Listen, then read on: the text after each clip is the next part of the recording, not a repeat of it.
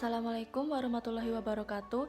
Perkenalkan, nama saya Amira Salwa Bahira dengan nomor NIM 2106031100066, Fakultas Sains dan Teknologi, Prodi Kimia dari UIN Malang.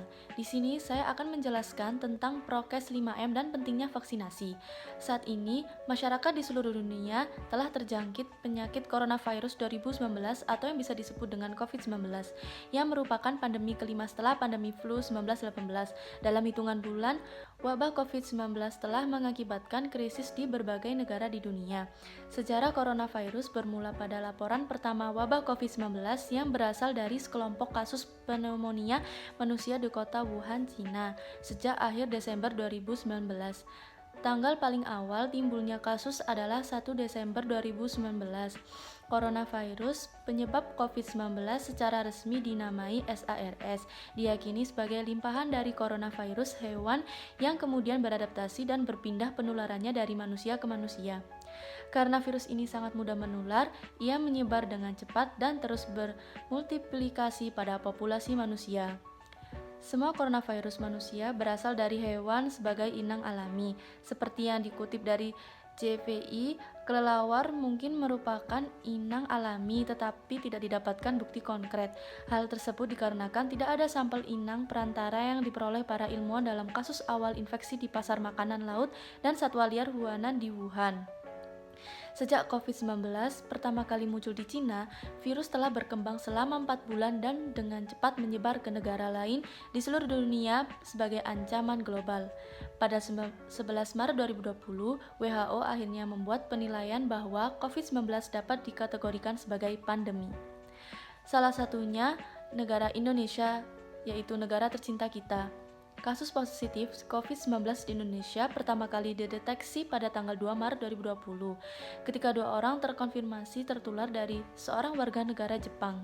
Pada tanggal 9 April, pandemi sudah menyebar ke 34 provinsi dengan DKI Jakarta, Jawa Barat, dan Jawa Tengah sebagai provinsi paling terpapar SARS COVID di Indonesia yang paling besar. Dan kini bahkan seluruh pelosok wilayah sudah terpapar COVID yang sangat ganas ini. Virus corona ini bisa menyebabkan gangguan ringan pada sistem pernapasan, infeksi paru-paru yang berat, hingga kematian. Virus ini juga bisa menyerang siapa saja seperti lansia, golongan usia lanjut, orang dewasa, anak-anak, dan bayi termasuk ibu hamil dan ibu menyusui. Penyebab terpapar COVID yang pertama, tidak sengaja menghirup percikan ludah atau droplet yang keluar saat penderita COVID-19 batuk atau bersin. Yang kedua, memegang mulut atau hidung tanpa mencuci tangan terlebih dahulu setelah menyentuh benda yang terkena cipratan ludah penderita COVID-19. Yang ketiga, kontak jarak dekat dengan penderita COVID-19. Yang keempat, virus corona juga bisa menular melalui benda-benda yang sering disentuh, misalnya uang, gagang pintu, atau permukaan meja. Gejala apabila terkena COVID secara umum ada 3 gejala yang bisa menandakan seseorang terinfeksi virus corona, yaitu yang pertama demam, suhu tubuh di atas 38 derajat Celcius, yang kedua batuk kering, yang ketiga sesak napas. Ada beberapa gejala lain yang bisa muncul pada infeksi virus corona meskipun lebih jarang, yaitu yang pertama, diare, kedua sakit kepala, 3 konjungtivitis, 4 hilangnya kemampuan mengecap rasa, 5 hilangnya kemampuan untuk mencium bau atau anosmia, dan yang terakhir, ruam di kulit.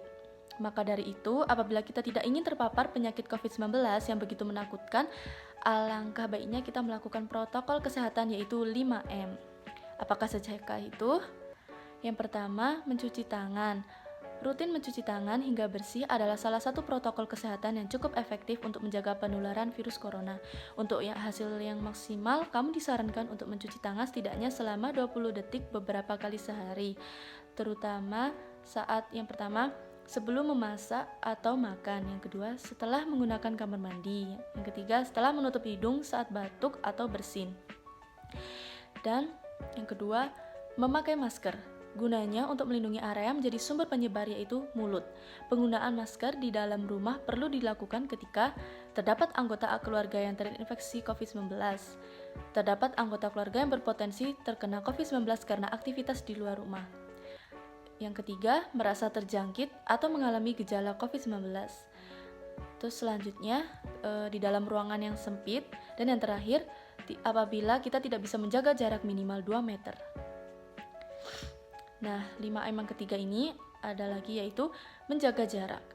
Protokol kesehatan lainnya yang perlu dipatuhi adalah menjaga jarak. Protokol kesehatan ini dimuat dalam Keputusan Menteri Kesehatan Republik Indonesia, yaitu dalam protokol kesehatan bagi masyarakat di tempat dan fasilitas umum dalam rangka pencegahan dan pengendalian COVID-19. Di sana disebutkan menjaga jarak minimal 1 meter dengan orang lain untuk menghindar terkena droplets atau air ludah dari orang yang berbicara, batuk, atau bersin, serta menghindari kerumunan, keramaian, dan berdesakan. Bila tidak memungkinkan melakukan jaga jarak, maka dapat dilakukan sebagai rekayasa administrasi dan teknis lainnya, yaitu seperti PPKM atau pembatasan wilayah. Nah, prokes 5M yang keempat adalah menjauhi kerumunan. Selain 3 hal di atas, menjauhi kerumunan merupakan protokol kesehatan yang juga harus dilakukan. Menurut Kementerian Kesehatan Republik Indonesia atau Kemenkes, masyarakat diminta untuk menjauhi kerumunan saat berada di luar rumah. Ingat, semakin banyak dan sering kamu bertemu orang, maka memungkinkan terinfeksi virus corona pun semakin tinggi. Oleh sebab itu, hindari tempat keramaian terutama bila sedang sakit atau berusia di atas 60 tahun atau lansia. Menurut riset, lansia dan mengidap penyakit kronis memiliki resiko yang lebih tinggi diserang virus corona. Prokes 5M yang terakhir ada mengurangi mobilitas. Virus penyebab corona bisa berada di mana saja. Jadi, semakin banyak dirimu menghabiskan waktu di luar rumah, maka semakin tinggi pula terpapar virus jahat ini. Oleh karena itu, bila tidak ada keperluan yang mendesak, tetaplah berada di rumah. Menurut Kemenkes, meski sehat dan tidak ada gejala penyakit, belum tentu dirimu pulang ke rumah dengan keadaan yang masih lama. Pasalnya, virus corona dapat menyebar dan menginfeksi seseorang dengan cepat. Selain menerapkan protokol di atas, kita juga dihimbau untuk melakukan vaksinasi guna mempertahankan imun dalam tubuh. Vaksinasi bertujuan untuk memberikan kekebalan spesifik terhadap suatu penyakit tertentu, sehingga jika suatu saat terpapar penyakit tersebut, maka hanya akan mengalami gejala yang ringan. Sebaliknya, apabila tidak melakukan vaksinasi, maka tidak akan memiliki kekebalan tubuh yang spesifik terhadap penyakit yang seharusnya dapat dicegah dengan pemberian vaksin tersebut. Vaksin memiliki lebih banyak manfaat dibandingkan dengan efek samping yang dihasilkan. Vaksin dapat memberikan antibodi yang lebih tinggi dan memberikan proteksi terhadap virus COVID-19. Perubahan alami yang dialami ibu hamil membuat sistem imun di dalam tubuh juga dapat berubah. Central of Disease Control atau CDC telah menyatakan bahwa ibu hamil dan ibu menyusui boleh melakukan vaksinasi COVID-19 untuk menekan potensi terinfeksi. Kenapa sih kita harus melakukan vaksin COVID-19? Apakah sangat penting? Jawabannya, iya, sangat penting. Karena yang pertama, COVID-19 ini kan bisa menimbulkan komplikasi yang serius dan mengancam jiwa, dan tidak ada yang sepenuhnya aman dari penularan virus tersebut. Dari satu saja orang yang terinfeksi COVID-19, terdapat potensi penularan terhadap puluhan orang lain, bahkan lebih. Nah, vaksin COVID-19 ini berfungsi menekan potensi itu. Ketika seseorang terinfeksi virus corona, sistem imun alias antibodinya telah dapat mengenali virus itu sehingga kemungkinan tertular lebih lagi kecil. Artinya, dia lebih kebal atau imun terhadap COVID-19 ketimbang orang lain yang belum pernah terinfeksi. Vaksin COVID-19 menawarkan perlindungan berupa kekebalan tersebut tanpa perlu sakit COVID dulu. Orang yang positif COVID harus menghadapi kemungkinan terburuk berupa kehilangan nyawa. Yang bergejala ringan atau tanpa gejala pun tetap meski melakukan isolasi mandiri dan mengikuti prosedur perawatan yang rumit. Bila mendapatkan vaksin COVID-19, kita tak perlu mengalami masa-masa sulit dan beresiko itu untuk memperoleh kekebalan terhadap virus corona. Seperti vaksin pada umumnya, vaksin COVID-19 berpotensi mengakibatkan efek samping bagi penerimanya.